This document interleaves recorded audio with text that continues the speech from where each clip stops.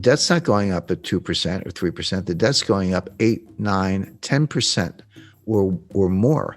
The U.S. had a $1 trillion baseline budget deficit, $1 trillion per year deficit for fiscal 2020 pre-pandemic. The Congress threw $3 trillion of emergency aid on top of that. And I'm not even criticizing all those programs. I mean, the payroll protection plan loans, the extended unemployment benefits, the increased unemployment benefits. Imagine where we'd be if we hadn't done that.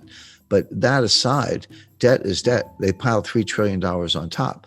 Now, this is going to take the U.S. debt to GDP ratio up to 135%. It was 106% when Donald Trump was sworn in. It's close to 130% today. Because remember, you got two things going on. It's a debt to GDP. So debt's your numerator and GDP is your denominator, right? Well, what happened? Well, the denominator shrank. This got smaller and this got bigger. So what happens to the ratio? It blows up. So now it's 135%. If you get the laws of economics right, which is not easy because most economists don't, but if you get them right, it's really a reflection of human nature. I mean, what is an economy other than all the people in the economy starting businesses, buying, selling, traveling, providing goods and services, et cetera. So human nature doesn't change, or at least it hasn't changed much in the last 100,000 years.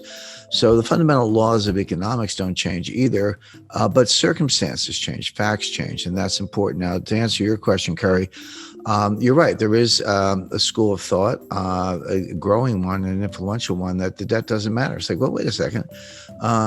So what? So the debt to GDP ratio went to 135%, which it did. Who cares? Well, what's wrong with it? 180%. We got issues. We got problems. Print up the money and monetize the debt and spend it and keep going. What is the problem? This comes under the banner of something called modern monetary theory, MMT. It's flawed, it's wrong, but it's got its followers, and those followers are now in the White House because one of the things Joe Biden had to do to get elected was to make peace with the Bernie Sanders wing of the Democratic Party. They take the view that if the Treasury didn't spend the money, how would anybody make any money? That's ridiculous, but that's what they say. They say, hey, when the Treasury spends money, what do? Well, they build aircraft. They have benefit programs. They have government contracts. They do whatever they do. But when the Treasury gives you the money, you take the money and you spend it on somebody else, goods and services, go out to dinner, have subcontractors, whatever it might be. That's the real source of money. They also take the Treasury and the Fed and they merge them.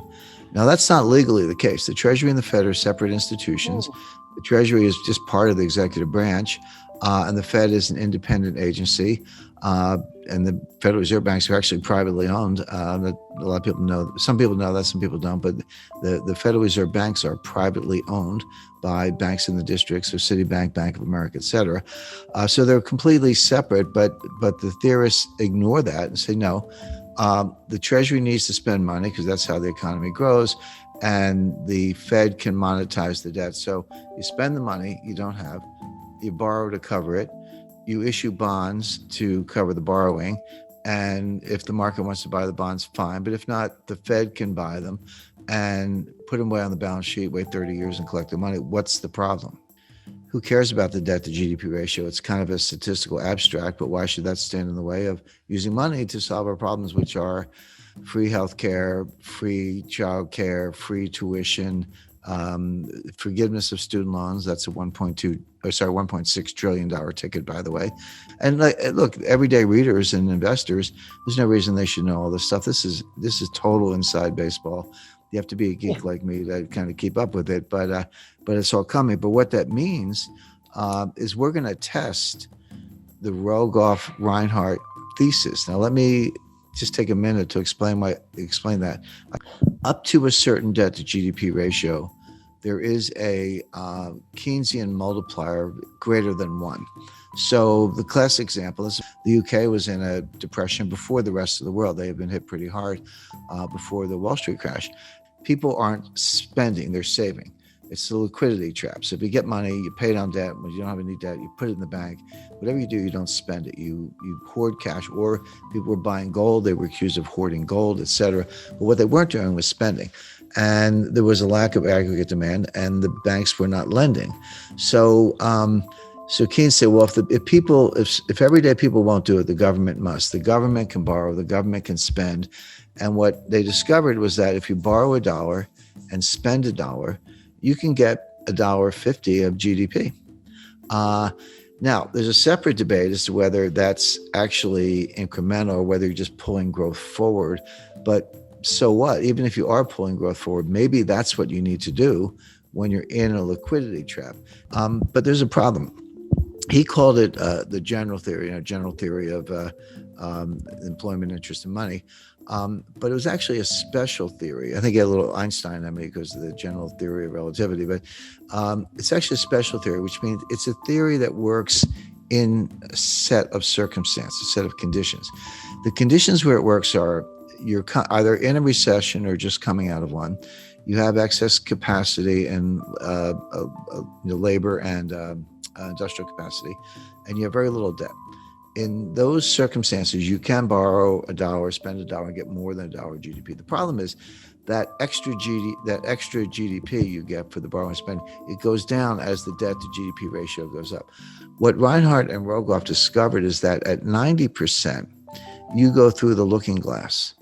Your payoff is now less than $1. You borrow $1, you spend $1, and you only get 90 cents of GDP or 95 cents, et cetera. So now, not only are you not getting your dollar's worth for the borrowed dollar or something more, which you did at lower levels, you're getting less than $1.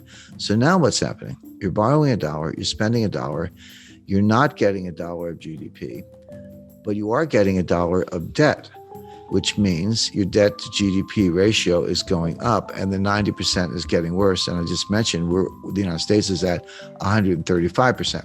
So here are your two competing schools. There's the Keynesian multiplier and creating aggregate demand with government debt, and the Reinhart-Rogoff, more than a thesis, I would say powerful evidence that beyond 90%, it doesn't work. It goes under less than 1 on the one hand. And my friend Stephanie Kelton and Bernie Sanders and Kamala Harris and the modern monetary theorists who say, no, it's all good. How could you get growth if you didn't spend money through the government? These theories don't agree at all.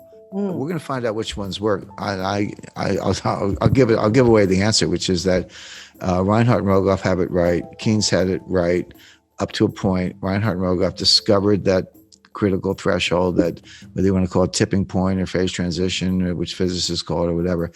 The modern monetary theorists think the opposite, and we're going to find out. But what it means if Reinhart and Rogoff are right, and I'm right, and Keynes was right, the more you borrow, it's actually a headwind to growth. Now you get just as up to the threshold, you got more and more and more.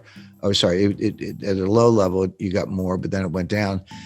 But it's like any diminishing marginal return. You know, the curve starts very steeply, you get a lot of payoff, then it flattens out, then it goes down, but it's still positive. But at some point, it goes below the zero line and your marginal return is negative. And that's where we are.